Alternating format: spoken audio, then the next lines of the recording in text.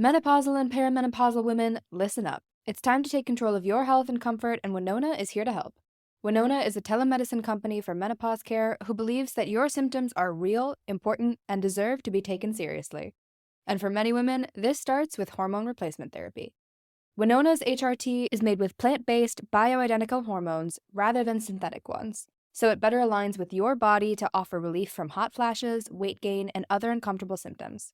80% of women who use Winona find relief within just 90 days. So, what are you waiting for? Get started today. Visit buywinona.com today to start your free visit. With free shipping and the ability to pause or cancel at any time, your path to wellness has zero obligations. Use code SPRING24 at buywinona.com for 25% off your first treatment plan. That's BYWINONA.com for 25% off. Winona. Menopause care made easy. Summer is the season of hot temperatures, outdoor adventures, and refreshing water activities.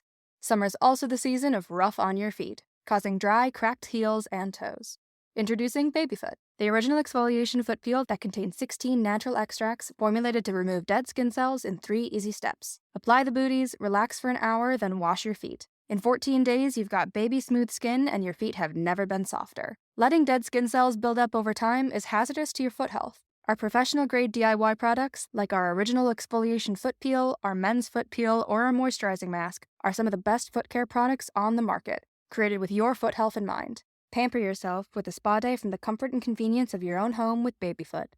If you want a chemical-free, easy-to-use exfoliating process from the company that created the original foot peel, it's time to treat yourself to Babyfoot. Go to babyfoot.com and use the code SUMMERFEET24 and get 20% off your first order with Babyfoot.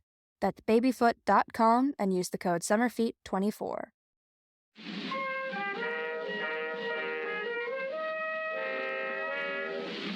Hello and welcome to Too Stupid to Live, a podcast that reviews romance novels $5 and under. I'm the wee lassie, aka your host, Becky Feldman, and yes, we are traveling to Scotland today. And not now Scotland, I'm talking medieval Scotland. And if you're like, whoa, medieval, like, does that mean it's going to be about, like, sad medieval stuff like the plague? Absolutely not. And why is that?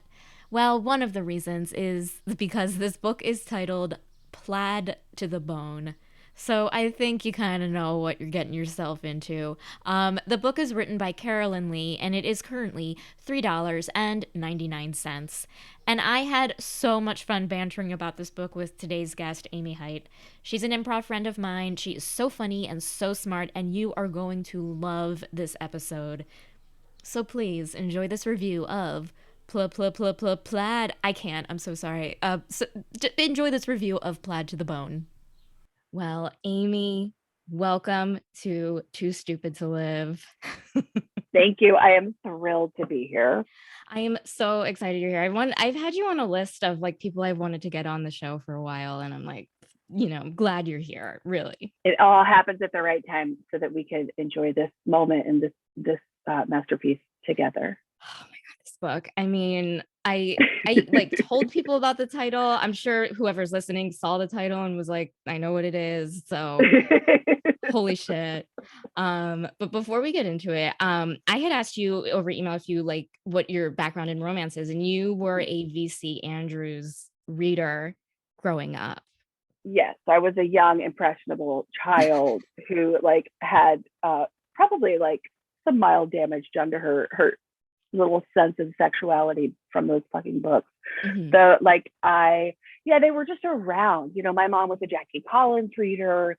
So those were around. Mm-hmm. Once I got into high school, I would like steal those and bring them into like drama class and have like story time.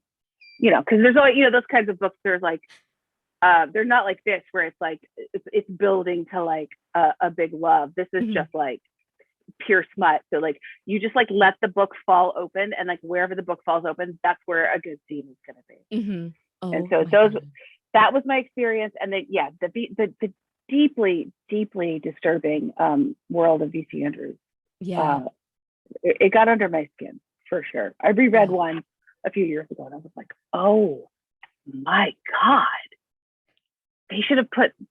they were putting parental advisory on like rap albums. They should have put it on these books We should have protected children from these books at all costs. I know. And it's like, I know VC Andrews, like compared to this book we're reviewing and like other romance book it's not technically, I guess, falls into the category of romance, but I feel like so many people who like read these books now have read VC Andrews, and like in our brains, like we put them in the same category just because it is so like titillating. But like VC Andrews' version of titillating makes me want to take a shower. Like I feel so gross. Oh, deeply disturbing. Oh Yeah. God, yeah, just really nasty. Like so many like rape victims falling in love with their. I mean, that was on the soap opera too at the time. Mm-hmm. What was that? General Hospital with Lisa Yeah. Mora. Like he raped her and then they got married. Mm-hmm. That was just like a chill thing to do in the 80s, I guess. Yeah, and just like the idea of like I'm selling you off to a man. You know what I mean? Like here's my child, I'm Yeah. a bad mom. I'm selling, and it's like what is that? Like I don't Yeah. understand. I mean, I think I Yeah. understand, but I don't. And like if Flowers in the Attic had been like Creep Town, Shirley Jackson type of book where like if you had lifted the sex out and it had been like a gothy children are left with the evil grandmother who's slowly poisoning them. Mhm. Give me that. Yes. I don't that's one of the rare books where I was like, I'd actually like the sex to be removed from these books because I don't think you're doing it in a responsible way. Oh my God, totally. I completely agree with you because I did what was the one with Amy Adams and it was the Munchausen by proxy, like Sharp Objects. Sharp Objects. I really like that. And I was like, oh, for sure. Like I feel like Flowers in the Attic could like kind of fall into that same vein of like not having incest. Like, does it ever feel like when you read a VC Andrews book, like it's kind of like, oh my God, they just put this in there to just put it in there. You know what I mean? Like just kind of absolutely.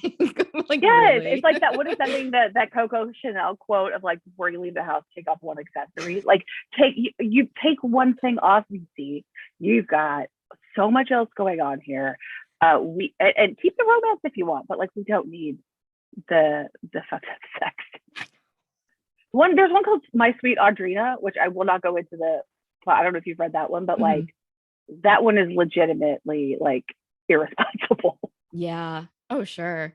Oh my God. Yeah. Now I'm kind of like, the thing is, it's weird. It's like, I want to read it, but I also at the same time don't. Like, it's this weird, like, well, I know it's gonna fuck me up. I know it's gonna fuck me up. Yeah, just go read like the Wikipedia. Just go read, like it's not worth the time. Our time is precious, and it's so hard to get enough brain cells together to actually read a book these days. Don't waste it on that. Good point. Very good. Send it on the sequel to Plaid to the Bone. I mean, listen, we've got to talk about this. Sorry, I jumped ahead. No, but the thing is, this book is called Plaid to the Bone. Like how, like I'm sure, like how did we not start this episode with me being like, so Plaid to the Bone? Oh yeah, hi, this is Amy, everyone. When you sent me that title, I'm sure I just went, oh, and that's how I knew it would be. I am someone who really, really like on a visceral level dislikes puns. I have a very like strong like automatic reaction to them that I'm really not in control of. So this is perfect. Oh, I'm so glad I like riled you up. I got your blood flowing in an angry way. I mean, listen, this is going to be great. So the book Amy and I are talking about is Plaid to the Bone, a Scottish rom-com by Carolyn Lee, which is $3.99. Okay, so here is a synopsis. And if I say anything like pronounce anything wrong, okay, whatever. Okay. Beware the Oliphants. That's what hunky hunter Kenneth hears as he searches for his missing comrade. You would think because the Oliphants are untrustworthy wrongdoers, but it's actually because the family is a cast of kooky characters straight from a network sitcom, emphasis on network, if one were to exist in 16th century Scotland. But Kenneth is enamored by these hijinks in the Highlands, especially from one in particular, Leanna, the mischief-making and fun-loving woman always up for an adventure, clothed or otherwise. And when these two get close, they do get plaid to the bone, but it's more like plaid to just bone. I'm certain the author wrote that herself. I wrote it. Oh, wait, you did? Oh my God. You are inspired. You were channeling her. Okay, here's the thing. I wrote that because I had just finished reading the book and I man, yes, I was like, I'm glad you said that, because I was like, had the author's voice in my head and I'm like, I'm gonna write like her for the rest of my life. Do you know what I mean? You do an exorcism. No, you absolutely nailed it. Okay, good. I thought, yeah, great job. Thank you. Because here's the thing. What I just said was ridiculous. This book was ridiculous. Like, I just need to open our review by saying this was the most chaotic, ridiculous book I've ever read. But I loved it. But I also, it was just like hilariously insane. I'm really glad that you're saying that. And especially, I think chaotic is the perfect word to describe this book. Mm-hmm. Because as I said, like, I read the V.C. Andrews stuff, and then I dipped a toe in the zeitgeisty stuff. Like, I read the first Outlander book like 15 years ago. Mm-hmm. And then I read the first 50 Shades book, which I couldn't bring myself to get through the rest of them. Mm-hmm. Okay, good. Yeah. So that's really all I have as far as background. So mm-hmm. I'd love to know from you, like, where, like, it's wacky, and it is like wacky with a capital W, mm-hmm. but in terms of romance books, and I know that they come in all different styles and mm-hmm. themes and everything, but what I'm hearing from you is this, even for this world, for this genre, this is out there. I will say yes. And the thing is that, like, and I'm so glad I have you on the show, because we both have a UCB improv background. We have a sense of comedy that I think is similar, that we both come from the same background. Yeah. This book is felt very different because it feels like the author set out to write a comedy, you know, mm-hmm. like she even says in her note that, like, this is going to be side splitting. This is going to be she funny. Said that? Yeah. Okay, great. Yeah. That's like the thing. I was like, oh wow, Amy's going to be, well, first of all, it's like so weird to like if there was like one piece of advice I got of, like, if you're writing a comedy, don't tell people that it's going to be funny. You know? Jesus, right? Oh God. So that was like the first thing I was like, eee.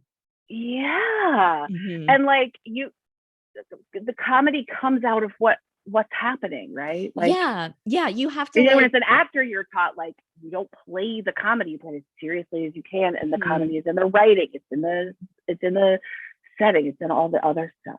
Exactly. Yeah. And so there was that, like, I felt like it feels like the author tried to write a National Lampoon book with sex in it, as opposed to like a romance, you know. And this the thing is that, like, I've read so many different romances, and there's so much shit that's out there. I mean, you have aliens and monster romance, you know, you have all this different shit. And like, those books feel more like romance novels than this book, which is like, there's so many romance novels that take place in Scotland, probably way more than Stace. Oh my God, you know? I'm sure. Yeah. Oh wow. Yeah. I mean, yeah, it's like you're going on a roller coaster and someone's like, get ready to lose your goddamn mind. And then you go on it and you're like, well, I'm still here. Like, you set my expectations too high. She really did. Like, I was like, if she wrote this book and didn't try to be funny, it would be funny, you know. Like, I think that's a rule. Like, don't try to be funny, you know. Like, just, if you wrote a ridiculous book about these like ridiculous sisters and this guy, and like, if you like play it real, you know, if you played it real, right. I mean, you're in a castle, there's all this shit going on, there's all these different sisters that I absolutely cannot keep track of, mm-hmm. and like, there's so many opportunities for set pieces. Yeah. I mean, I did like it when she, to jump ahead, shot him in the leg with the arrow. I appreciated that. Oh yeah. The little stuff like that, the finding like the skeleton, like that. There were some moments where I was like, okay, yes, but it felt, and I don't love when things get meta, and like there was a moment or two in this where she got like pulled back the curtain. Yeah, it was very like that stuff again, based on our taste, is very cringy. Like there was one part where like, you know, she believes that one day people will have squares that live in their pockets and it'll have all the information you'll ever need. And like, yeah, oh god, like that kind of like. There were moments when I was just reading this and I was like, oh, good for you, sweetie, good for you, because I just imagined how proud of herself she was, because like I found myself being genuinely happy for this author, that like she just gets to write books like this. She clearly loves it, and she clearly thinks that she's doing a great fucking job. So yeah, there are times where I'm like, I mean, good for her, good for you, sweetie. Yeah, exactly. Like there was a level of respect with like, because the thing is that there is an audience out there for this book. This book has over 700 reviews and it has all 5 stars, you know? Wow.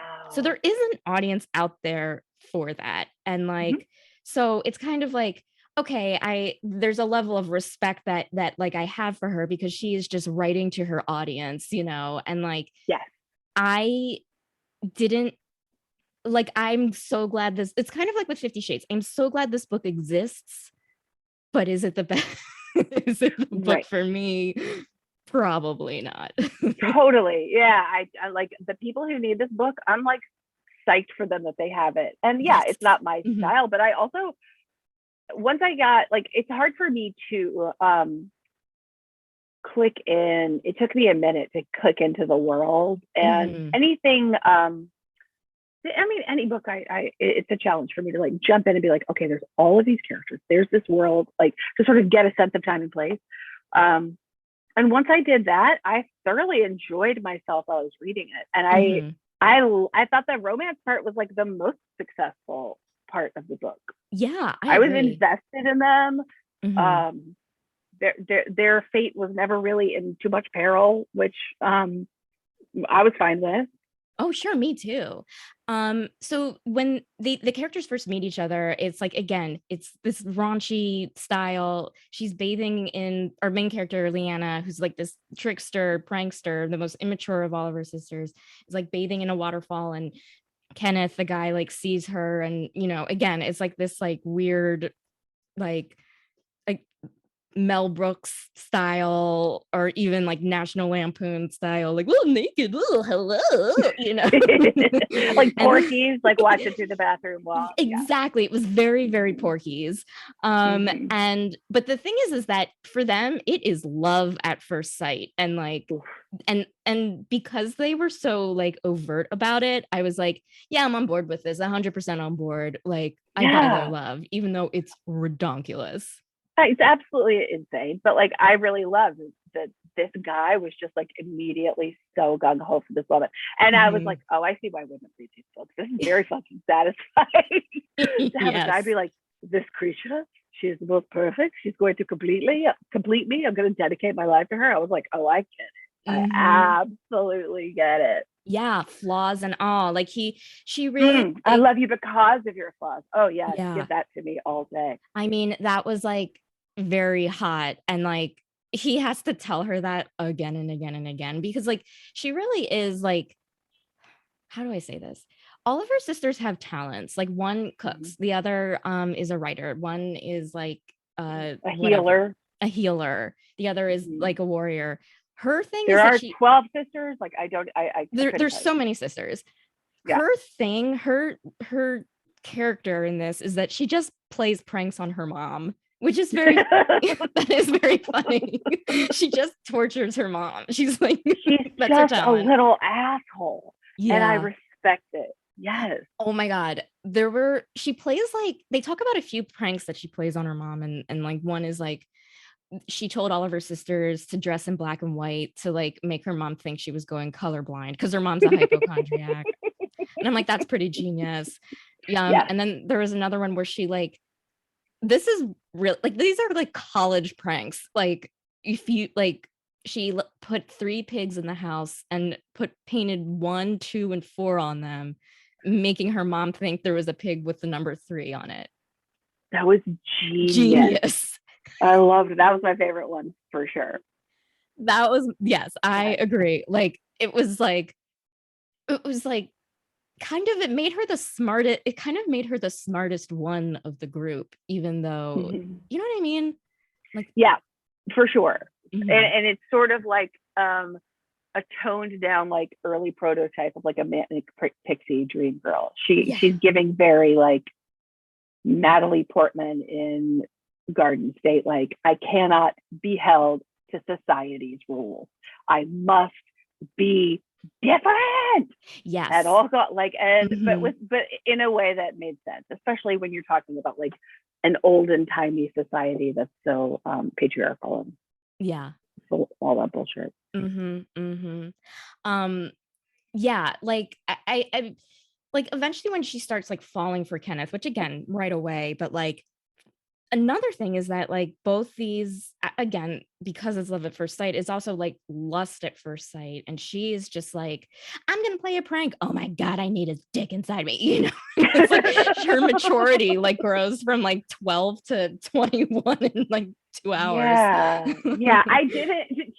100% does, and that brings me to a good point, which is that I didn't need for that age difference to be so big. I agree. Because they say like he's pushing 40 and she's pushing 20, so like she's not 20 and like maybe a ways off, so like I'm not even sure if we're talking about, I mean, God knows the ages consent in medieval Europe was probably like 8, right? But like so like I'm sure it was, you know, I'm sure it was normal for those guys, but I kept rooting for it, but also being like, he's pretty old. Yeah, I kind of in my brain had to just tell myself, I'm just gonna make her older as I read this, you know, just so like, because like there's a weird thing when you have like a manic pixie dream girl type and then a guy who's falling for her who's older. In my brain, it becomes like a father-daughter thing, and that is kind of skeevy to me. You know what I mean? Correct. Yes. Yeah. Absolutely. Especially when it's like, what I liked about him is he was like, I have no interest in like, quote unquote, taming you. I love your spirit. But like, even when they finally got to having sex, there were moments where I was like, are we gonna do this? Yeah. And maybe this is a particular fantasy for certain people, so like, God bless, I'm glad you have this, but the whole like teaching her aspect of it, didn't do it for me, but I also understand that probably does do it for a lot of people. Oh, 100%. I'm with you on that. Like, I completely understand. Yeah, like the idea, like age differences are, you know, a fantasy, a fetish, it's, you know, what people like. But yeah, it felt like this like kind of needed, like there were so many like, there's like disclaimers like it's a Scottish rom-com, it's in this series. It could have been like, also this is age difference, this is an age difference, just so you know. Like, if that's your thing, then buckle up. So you had talked about the lack of sex in this, and that's another thing that I felt like separated this book from other books in terms of like romance, is that it was very focused on a plot that wasn't even there. It was focused on, you know what I mean? Like he's like trying to find his friend, but like we're reading it for the sex and the love story, which isn't really there. And then it doesn't even end with him finding his friend. And they, like, what happens in this book? Like, the mystery of like his friend, someone left word that his friend who's gone missing, might be at this castle, and they gave him this warning, like, beware the Oliphants. Like, so it is repeated so many times in this book, and then by the end of the book, they were like, "Oh yeah, he's not here. Oh well, I'm sure he's somewhere. I'm sure he's fine. Bye." Like, yay! It really just evaporated, and we said so much time talking about it. I know. And like it was like to the point where like in the end, like obviously it's happily ever after they get married. And it's like it's kind of like I'm looking for my friend, looking for my friend. And then it's like da da da da married. And then like it's like, well, what happened to your friend? Like so glad you got married in the end. Like I'm sure you had a great wedding, but like where's your friend?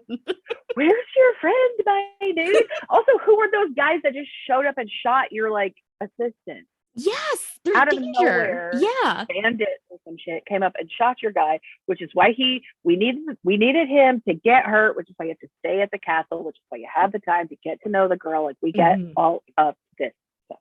And as soon as his friend, who I forgot his Brody, maybe is Brody, that his name? Yeah, I think it was. Yeah. As soon as that dude was like sick, I was like, oh well, one of the other sisters is gonna end up with this guy. Yeah. And I think it. But again, I can't tell. It seems like she does, but again, I couldn't tell you about the different sisters, except she just kept calling one the healer. So I was like, okay, healer. we have established that she is the healer. Okay, so I did. But I don't know. Yeah, please go ahead. I did a lot of academic research as I looked at this book, and was able to compile the sisters eventually. Oh, okay, good. So there's Leanna, that's the main character. She's a prankster, plays hilarious pranks on her mom. Then Nicola. She's the baby. I think she's the youngest one. The baby? Okay. That's what I thought. Yeah.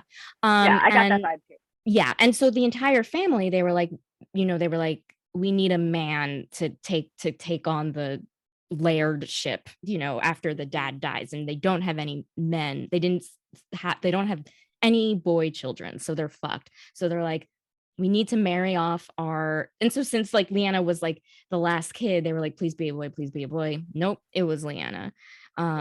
She was born with a curse, and that was not having a penis.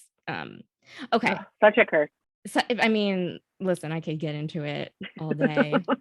Give me a glass of whiskey and talk about your penis envy. Yeah. Great. I want to hear all about it. So then there's Robina, who's the musician. We've got Winda, who's the writer. Winda, the writer. She's the one that knows about the ghosts and stuff that are around. Yeah. Talks to the castle's ghosts. Okay, great. Yeah, she's like the quiet introvert, like whatever. And then there's Cora, who's the warrior, who's like wants to be one of the guys. And then there's Fenella, who is she's into baking. Yes. Yeah. So those are the girls. Girls. She's the one that is going to end up with old Kenneth's second in command. Exactly. Yeah. Like while he's convalescing, she's going to be making him tarts or whatever. Great. I'm impressed. Thank you for that. That I wish I had a cheat sheet while I was reading.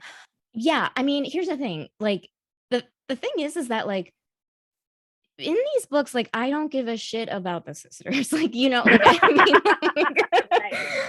I will give a shit about them when they have their book, but I don't need like these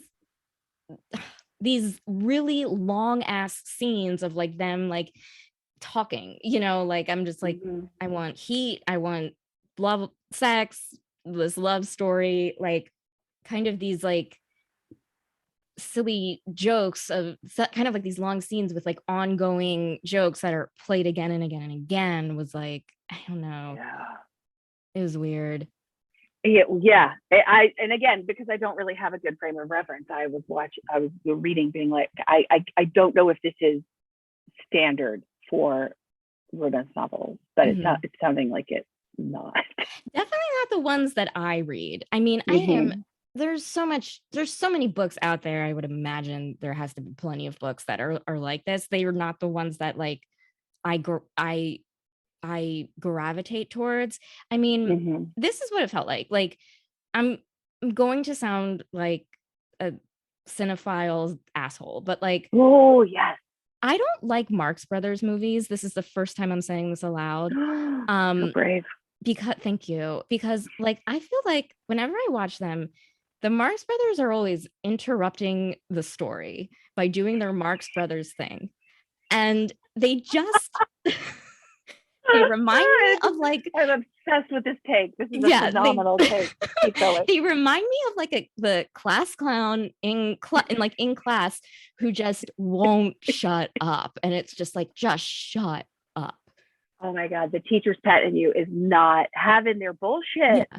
And here's the thing. I love it. I do love Harpo. I love Harpo Marx. I do love it. It's Groucho that I find like, it's just like, just sit still and just let the movie happen. Just sit still, like stay in your seat, Groucho Marx. Shut the fuck up. You think you're so fucking funny. Every minute you got something to say. You fucking dick, put that cigar out, you asshole. Yes. And it's just like, okay, like you had your joke, dude, stop interrupting. Like you're just like so overplayed. Like it was funny the first time, dude. Oh yeah, my fiance is very into Marx Brothers, so I've watched a handful, and like, yeah, if that's not your vibe, then you're gonna be miserable the whole fucking time. I mean, it's like, I cannot. My version of that is I cannot watch Curb Your Enthusiasm. Right. I can't. There, like I understand what it is. I understand why it's funny. I understand why people like it. I have a visceral physical reaction to it. It makes me too uncomfortable. Yeah. I know. I get that the complaining and the minutia is the whole point, and there are people who love it for that. Many people. Yeah. And I absolutely cannot. I cannot watch it. I get it. It's like, so look at us revealing all of our deepest hot takes. I know. On this podcast. But that actually makes me feel better, because I'm just like I feel like I just like let everyone down by my for not liking 100-year-old movies. I think you're okay. It's just Groucho. Honestly, it's just Groucho, where I'm just like, sit still. Like he's kind of like when you hear stories about like Benjamin Franklin, and like Benjamin Franklin always has like these quips, and it's like, just shut up and let us finish writing the Declaration. Stop it with your fucking quips. Oh yeah, I mean, like, it's so, once you open that can of worms, like, how many dudes from history were just absolutely fucking insufferable to be around? Oh yeah, absolutely. Just a bit. It's like being backstage on the wrong night at UCB, like in the green room. Bit. Oh God, you could choke to death on all those bits. Like, it's just too much. Yeah, exactly. Yeah. And that's what a lot of, and that like being annoyed, that kind of cringiness is what those scenes in this book gave me. Right, because it's like stopping the flow. It's like, I want to move forward, and you're forcing me to stay in this thing that I don't care about. Yeah, totally, exactly. I totally get where you're going with that. Yeah, it's like I agree. It's a read the room situation, you know? Yeah. You can have it in there. Like, I mean, there's nothing, like, you use that style of humor to kind of create the world, but like, don't focus the book on that. Like, because it's just like, what's the story here? You know, like, what's the story here? You know? Yeah. Right. Also, yeah. And like, is like, if we're going to hear about how, like, I don't want to hear so much about how she's a prankster. I want to see her do a prank. We opened with one, but it was like, she was putting the spots on the mirror, so her mom thought that she had spots when she looked in it. Like, okay, but like, what are we saying? Like, I just want more. Like, and again, this is I understand what this book is, so like, even saying this is ridiculous, but like, so she loves pranks. So pranks are her love language. She pranks her mom because she loves her mom. Or does she prank her mom because she disrespects her mom? It's more interesting if she pranks her mom because she loves her mom. So then when are we going to see a point where she pranks Kenneth as like the real like show of her love? You know what I mean? I mean, you are 100% right, because it's like, it is like, you're introducing to us this character who's like this smart aleck, whatever. But then when she gets with Kenneth, she's like tripping over and making, you know, like she loses crusty. She's like, she's those like girls in the blonde ladies in the rom-coms who like their whole mission, like directive is like, here's a can opener, struggle adorably with it. here's a potted plant. Struggle adorably with it. Like Yeah. I'm so over women struggling adorably. I could really just never watch that for the rest of my life. Oh yeah, yeah. And yeah, like even when I guess that like when they're in the secret tunnels under the castle and they're kissing and we're like, finally something's fucking happening. And then the candle goes out and I don't remember what happens first, but like she realizes that there's like human bones. Yeah. And then she just like has a panic attack and he has to teach her like deep breathing tricks. Yes. Like nothing. We're not even gonna like once she's recovered, she's gonna like use the bone to fuck with him. Like nothing. I know. Like there's a legit skeleton there, and you don't see the potential for like not like using it to prank at least your mom. Like how funny would it be? You find a skeleton in your basement, and then you're like, oh my god, Kenneth, I have the best idea, and then like sneak it up and like put it in your mom's bed. Dude. Yes. Oh my god, mom would have lost her shit for that skeleton. Yes. It would have been just so always funny. Potential. Yeah. You can't tell me that living in like in that time with that shit, like that they haven't seen some human remains before. Also, she the only one that goes down there? Like, we were just like, oh, there's a dead body, there's a human remains. Moving on. Like we never talked about who that's like they buried and they had a burial for it, but she like by all accounts was the only person that ever went in those tunnels. And it was a skeleton that had been there for so long that it was just bones. Yeah. And it was just like laying in the middle of the hallway. Like it wasn't in any kind of place.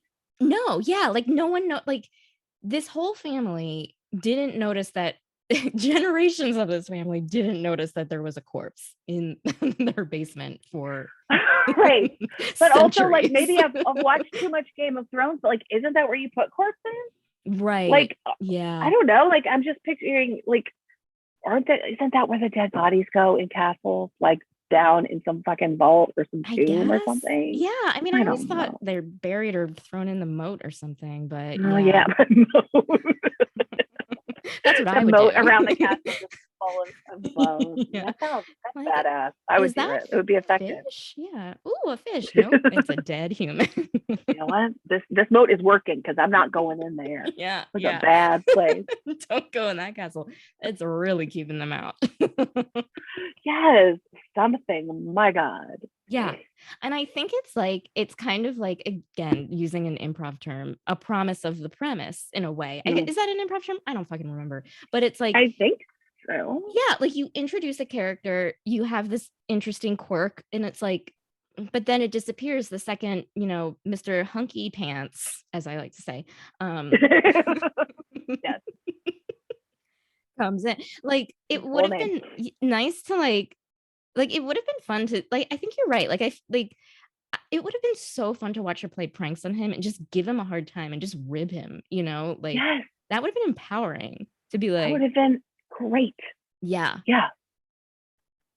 I mean, because the mom was like such a non-entity that like it seemed kind of mean to just keep pranking her mom without any explanation or backstory or like anything else. Yeah. Especially when her dad is fucking sundowning every 5 minutes around the castle. Like you could prank the shit out of him. I know. Like she literally has like 17,000 other sisters. Like again. Right. So many people to prank. There's like all this potential of like you can like for the cook mix up the salt and the sugar, for the healer put dirt instead of oregano instead of this thing, whatever it is. There's so many. It's a castle, for God's sake. There's the options are endless. Yeah, but and you're just going to torture this woman with a clear mental illness. Yeah, it's just her mom. Oh, and there was like, so the mom is like a hypochondriac, which whatever, funny. It would have been nice. Like, did Leanna's mom do something to Leanna that kind of makes her deserve all these pranks? Like, does she always like target Leanna or is like overly critical or whatever? Like, then it would have been like, that's awesome to prank your mom. But like, there's a part where it's like she's talking about like, and mother with her ailments, she's talking about this thing that she has restless leg syndrome, and like You just feel like the writer like high fived herself after she wrote that. yeah, Just cracked open a White Claw and was like, nailed it today. did it, restless leg syndrome. Oh my god. And it's weird because it's like the mom is a hypochondriac, but it's like, I don't know, but isn't restless leg syndrome like that? Is that real? Like, I mean, it's real, but it's a modern thing. So it's one of those, the author being like, hey guys. Yeah. In the same way that we're like, someone at the dinner table like invented the printing press just by like talking it out. Yeah. This is a long scene. This is a long way to go for this bit. Again, it's Groucho just not shutting up. Whew, yeah. Now, I have a question for you. In regardless of genre, whatever, like the amount of sexy time, and not just the finale where they finally have like actual like penetrative sex, but like the amount of sexy stuff. Is this a normal amount, or is this a below average or an above? I hope it's not above average. Oh God, no. Oh my God. Then what would I be doing with my life? What are we doing? Yeah. It is by far below average. Okay. By far below. Like I feel like there was really like no tension. There wasn't enough heat even pre-sex. There isn't enough sex. Like and like when listen, they are in a castle. They have passages. She has her own room. Like there are so many places to just fuck, and like and we don't use it. We don't use it. Castle. A castle. Yes. How many rooms? I know. She's the only person that goes in those secret passageways. Yes. And they can't. And that's it. Yeah. And granted, it is her first kiss. Fine, whatever. But like, we don't need that printing press scene when we clearly have these passages where we can like see these two get it on. A strong agree. Yes, absolutely. And I was wondering about the author, right? Like clearly she's written like tons of these books. Like she's loving life. She's doing her thing. But I was like, are these like secretly Christian? Like, because they did not fuck until after they got married. He did go down on her. Which I was like, okay, fine, thank you. I appreciated that finally. But it was very, there was a strong like Christian ethic like in the book about like, I will not do this with you until we are married. Yeah. And so we didn't even get to see it until they were married. And it was like very not hot. Well, I mean, it was like sweet. But like but again, there was a creepiness to the way he was like coaching her through it, like open for me, or like whatever he was doing. I was just like, ooh. Yeah, because like it would have been nice. Like I feel like a lot of these books, like for me, it's kind of nice. Like even if the female isn't as even needs that coaching in the first sex scene, it's kind of fun to see her evolve to like the final sex scene and just seeing her be in charge of her sexuality and know what she wants. Like we don't have that at all. And so I think like it leaves you with that kind of like creep factor of like, well, yeah, I mean, she says that it feels good, but like, but we want to, again, it's a show don't tell situation. She's saying it feels good and she's saying she wants to try all these positions. Like write it in, lady. Right. Like they could have fucked at the waterfall when they first met and been like, well, that was an awesome, weird, like thing with a stranger, by stranger, see you again, never. And then show up at the castle and like, oh, this guy's going to stay here. And now I actually have to get to know him, something to that.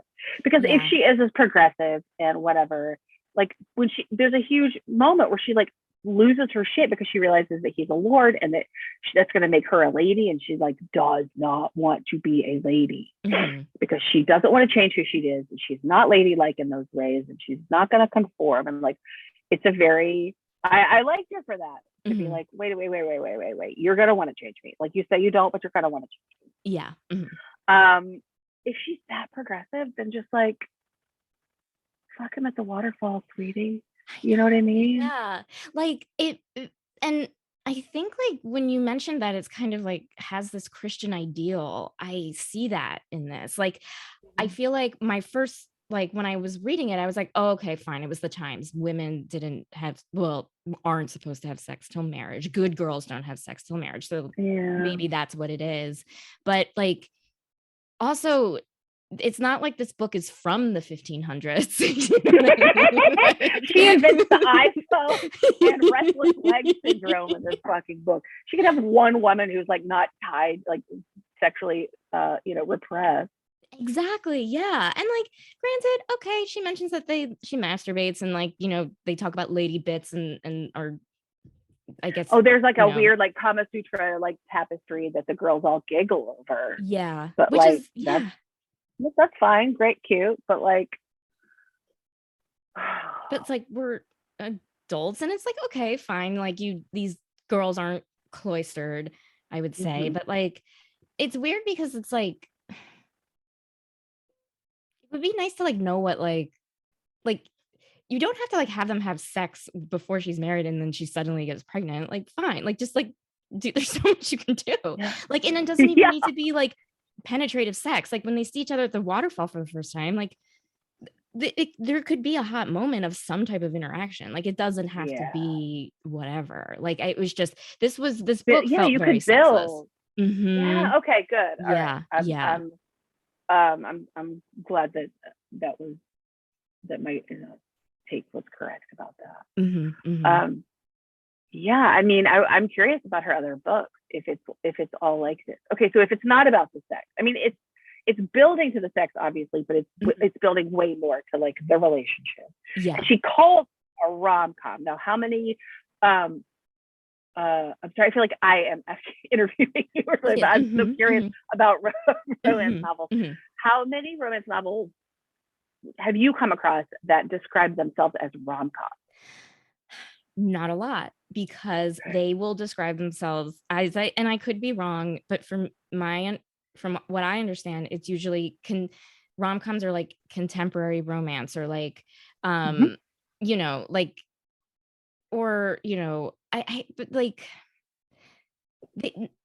not a lot of people say rom-com even though it's like they're setting out to write rom-com, if that makes any sense. Like absolutely, yeah. Like I feel like so there's like she has her series where which is called like okay, this is the first book in like the Hot Scots series, and you have like this series called Hot Scots. You don't really need to tell us that Plaid to the Bone is a rom-com. You know what I mean? Like yeah, exactly. Actually, sorry if I may correct you there. I am looking at this is actually book one in the Bad in Plaid. Oh, okay. I think Hot Scots, I saw that one. I think that's okay. Different. So, but Bad in Plaid, what was that? Yeah. Well, what was that? That was my question for you is, are these characters plaid to the bone? I don't have an answer. It's an important question. And here is the bone in this book talking about boning, like the sex that they finally get around to, or is it about the bones of the poor unknown soldier that lived under the castle? Right. And I'm sure because she is like, clever about this stuff, that she wanted it to be both. But like, I need, if you're going to say Plaid to the Bone, the next one's called Not Half Plaid. I'm physically, like, my stomach's turning as I read these. Like, what are we doing? Not half. Okay. So I just don't, I'm just so confused by all of it. I really am. Yeah. I mean, I feel like with like Bad to the Bone, we all know, like, we know the song, like, yeah, we know what it means. Yeah. You would think like that this character would be tougher, like irreverent, not give a fuck about anyone. And she's not. And neither is he. Neither of them. They're both like respectful and nice and pleasant. And they're like, like, so what's I love you about so much. I love you so much. Isn't that wonderful? Right. So is it Plaid to the Bone? Like, I'm like, like if plaid reads as like Scottish, like plaid to the bone. Okay. In terms of like, this is a real reach, but like the plaid of like the tartan of the different clans.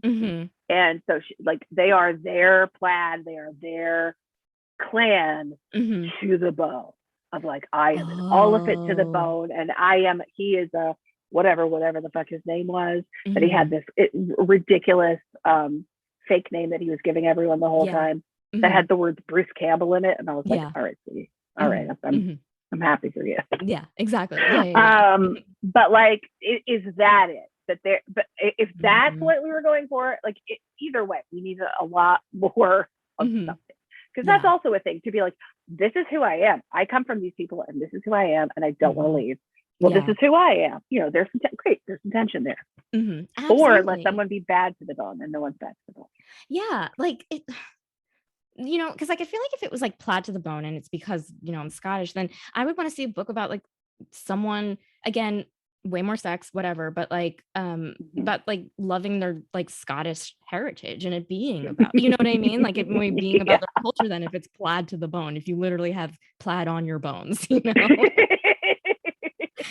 I don't remember, maybe the skeleton was covered in some plaid maybe but like this is like, I wanted someone like the main, like I think on the book, like it's like she's a feisty heroine, and like she didn't feel feisty to me. She wasn't feisty. She just played pranks on her mom and then was like giggly in front of the guy. Right. She felt immature. I would say immature as opposed to feisty. Yeah, justice for those older sisters, man. I was like, we couldn't have done this with one of them. Cora would have been like the one who's like the army person or whatever. Ooh, she would have been plaid to the bone, because she's trying to like uproot. She is plaid to the bone. She should be plaid to the bone because she's trying to like uproot society. That's plaid. God, she's training an army. She is like, you know, her father's ambassador, because he's out like just noodling around in his study. Yeah. Cora is plaid to the bone. You're absolutely right. I think there's probably a case to be made that each of the sisters is more plaid to the bone than Leanna, and yet here we are. But also, like, this is the first in a series, right? So we're going to see all of that. Yes. The idea is we'll see them all find their guys. Yes. Yes. It's just like, sometimes I feel like, and I could be wrong. Well, no, other people have said this too, but like the first book in a series, it's like kind of maybe the author's finding their footing, blah, blah, blah, blah, blah. But it's always usually the second book that like where it really takes off. Do I want to read the second book? Yes. Will I? Yeah, I'm kind of, I did finish the book, and I was like, shit, am I going to read this next one? And I just might do it. I gotta see, because like, even in the last, like, what is that fucking epilogue or whatever that they gave us, with Fenella, the sister who lives in who like stays in the kitchen. She was way more endearing, like immediately to me, than Leanna. Yeah, agreed. Yeah, and not that I disliked Leanna; she is perfectly fine, but like she definitely felt a little stuck. Like, I'm a spirited young woman. Yeah. Yeah, it's like, oh, I wish I were wearing pants. Like, yeah. Oh, girl. Yeah. Okay. But I think Fenella is going to be interesting because, like, she's into cooking. Clearly, we know in the second book there is going to be some sort of meta reference to the Great British Bake Off. We know it. Oh, no. I just know it. I will place, like, we should make a bet. Is there? I'm just taking that bet because you're absolutely right. I would never throw money away like that. Oh my fucking God. There's absolutely, yes. And she's going to invent like a KitchenAid mixer. Like have them talk about like, wouldn't it be nice if there was a machine that could stand here? Yeah. Stir this pot for you. Like, okay. You're like, oh my God. Like Mary berries. Like, and it's like, oh God. Oh, these things write themselves. Oy. We could write this for her. Yeah. We could write this. Let's write it and then read her version and see how they stack up. But I also like that Brody guy, how he seems like a very reserved, uptight guy. And Uh, I and she's like a little, introverted weirdo. Like I'm already shipping that. Yeah. Absolutely. And I think it's interesting because like what I do respect, I mean, I respect this author. I do have a lot of respect for her. She's doing what she's doing. She is very forward in her author's note, beginning and end. She's like, I know this isn't historically accurate. There's like references and hijinks that aren't historically accurate. Like, this is, if you like, this isn't that kind of book if you want historical accuracy, which I have so much respect for, for her saying that. But I do think it's interesting to have a book about someone whose passion is something in that world. Her passion is something that's like reserved for the help. You know what I mean? Or like it's not common to see someone who's high status being really into cooking or like that's a great point. So that seems pretty interesting, of which I doubt it'll even be in there because it'll be more British Bake Off stuff. But it will. I'm sorry, she's gonna invent a Bakewell tart, and you're gonna be like, oh god, some sort of like Twinkie situation. It's gonna be like, she's gonna be like, oh, this bottom is soggy, and then the other one's like, who are you calling a soggy bottom? 100%. How many spotted dick references will we get? At least two. Oh god. Yeah, no, I did like that. She was like, hey guys, get over it. This is how I write.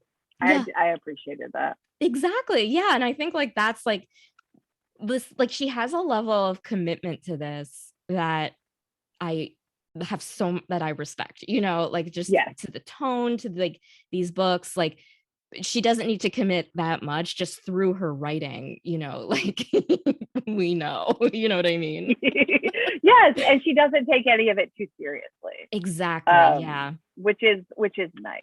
Yeah, like I do wish there were like some parts that had been taken a little more seriously, like the need for readers to have more sex in the book. Yeah, I wish that had been taken more seriously. But I wonder if her books are like this, where there's like a kiss and then a little action and then the big finale. I wonder if that's like a typical structure. Yeah, I don't know, because like the way they like the book introduces a lot of heat. Like she's literally naked when he first meets her, and like that's and like looks at him like, hey big boy, like she's like coquettish with him. Yeah, exactly. So it's like it's not like the tension isn't there, and it's like it just like it felt like, I don't know, like she almost like forgot to write the sex, like like she almost forgot that this was supposed to be a romance novel. Yes. I mean, she went heavy on the romance because like their relationship did have like a progression to it. And like, I definitely felt like she spent a lot of time building that. Yeah. But yeah, they just could have had more boning, like a lot more. Yeah. For a book called Plaid with a Bone. Yeah. They needed more bone. Or like another set of characters that were like just off fucking, like somebody. Someone's got to fuck in this castle. Come on, you're telling me nobody's fucking? Maybe all of Fidella's friends down in the kitchen, they'll be getting it on like crazy. Yeah, I hope these sisters are having more sex than Leanna. Like, I really hope these other books, they're just like, just really going to town, Yeah. Let's get them, and if we need to get them all married, like in the next book, let's just do that. Have a big group wedding, and then they can just fuck. Yeah. So like, I guess with these kinds of books, like the introduction of the fucking, like something that like I'm trying to think about like how you would write this stuff. So like for the most part, we're like when we are watching characters fuck, it is their first time doing it together, right? And that's how like, because like watching a married couple, like reading about a married couple who has been doing it forever, it's not going to have the same like zing to it. Yeah. But I just wonder if there's a way to, I should just read more Jackie Collins, I'm sure. Yeah. I'm sure she perfected it. Sure. There's got to be a way for other characters, for them to fuck more than once and still make it like exciting to write about. Oh, absolutely. I mean, there's so like we're in the Scottish Highlands with waterfalls and castles and hills and stables and beaches and rocks. Like, and they both have body parts and a bit and like flexibilities and capabilities. The possibilities are endless. Yes. You know? And Like, they are very, very sexually attracted to each other. they are Like, it's so horny. Yeah. Yeah. And she's got that blanket full of grandma's old Kama Sutra stuff. Like, there's all the only impediments are in their head, like in their own lives. Mm-hmm. And in the culture. In the culture, maybe. I wonder if it's like the author is like, oh, what if my readers don't like that much sex? I want to please, but I also want to please the readers who do like that much sex. You know, I'm sure it's kind of like a hard like thing to balance. Mm-hmm. But like, if you have a character who's so fucking horny, two characters who are so horny, they like, I thought they were gonna explode. Like, it felt like they were gonna explode. Truly, when I at some point was reading, and because I was reading it on my Kindle, and I was like, wait, I'm 40% of the way through this book, and nary a shoulder like tap has happened. Like, they have not connected flesh of any type. Yes. It was even later when the kiss happened. Like, it was a lot. It was a lot. I was really surprised by that. And but like, look how many books she's written. This has got to be her thing. It's got to be her style. Maybe. And I mean, maybe this book just was like, I don't know, because I feel like usually it's like 30% in the kissing starts, you know. And okay. I mean, very early on, and like, you know, and this was like 70% in or like 60% in. And like, I never, like, I feel like a lot of readers notice that, of like, can you believe it? It was 50%. I was 50% in the book where they started kissing. I've never noticed that before. It never bothered me until this book, where I was like, Jesus Christ, we're at like 60% and they haven't like kissed yet. Like, what is this? Yeah. What are we doing here? Oh my God. Yeah. Yeah. I just love that. So all that real estate, all that time was spent worrying about his friend and the mystery of where was his friend. And then they just dropped it. They just dropped. They're like, oh, I guess he's not here. Oh, well, truly, after pages and pages of talking about where was this guy and can he trust them, because he was told to beware. And they're like, maybe he meant it a different way. Okay, bye. That's it. Oh my God. Yeah. Like, what would you do if you were lost and like when you're finally found, you see your best friend who was like, yeah, I tried to go looking for you, but then I met my wife.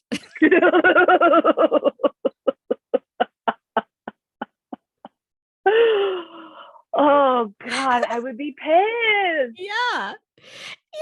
Oh my God, this poor guy's probably like stuck up a tree, or like he's probably needs help, or like in another castle's like dungeon or something.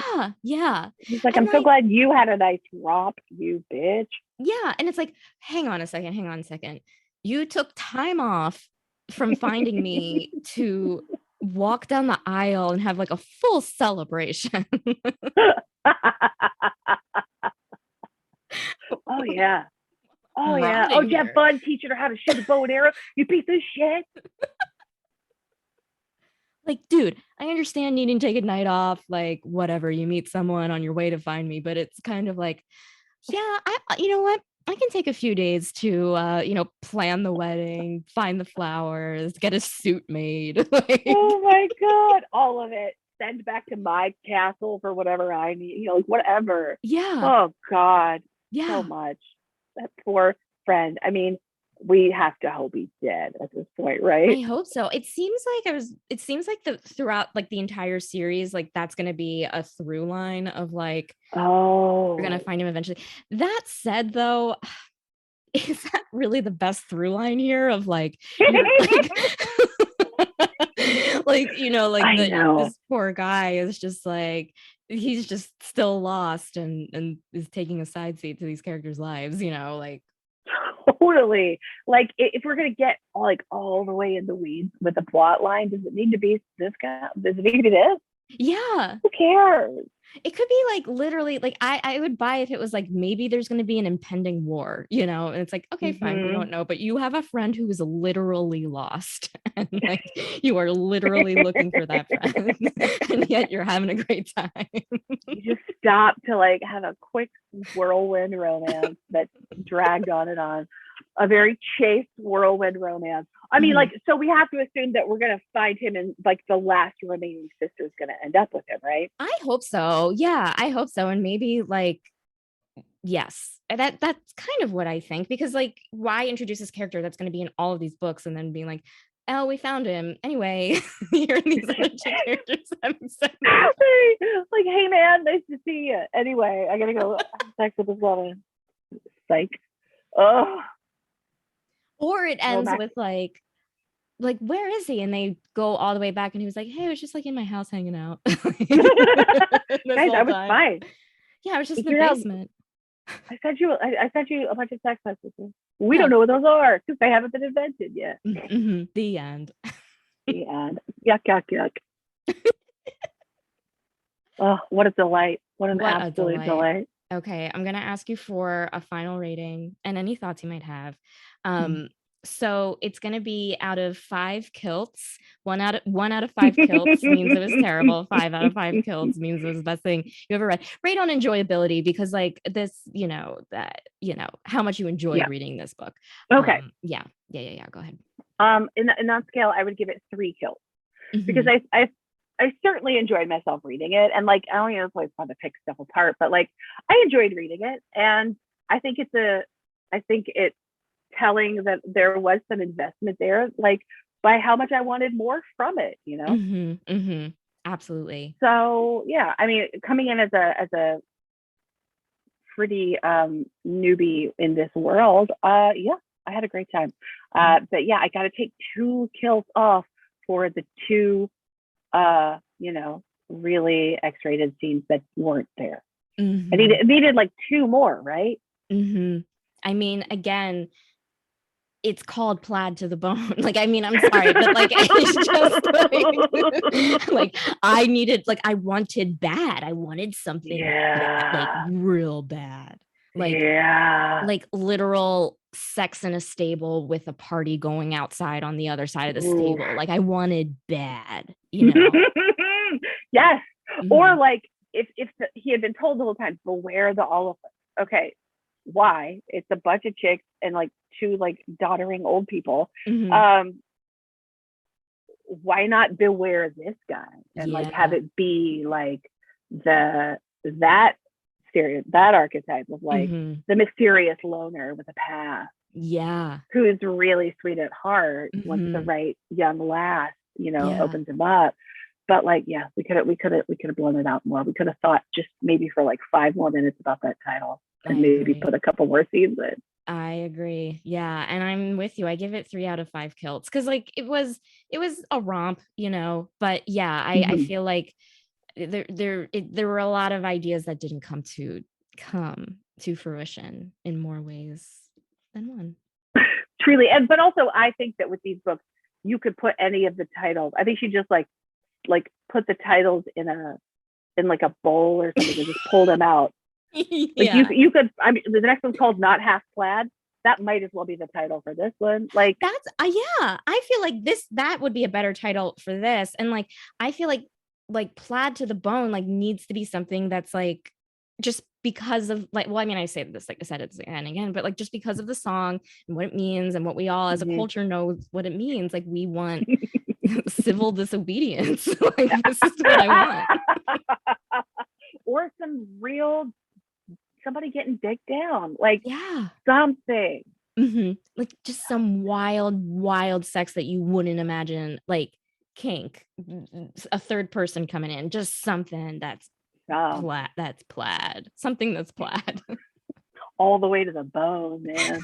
Yeah.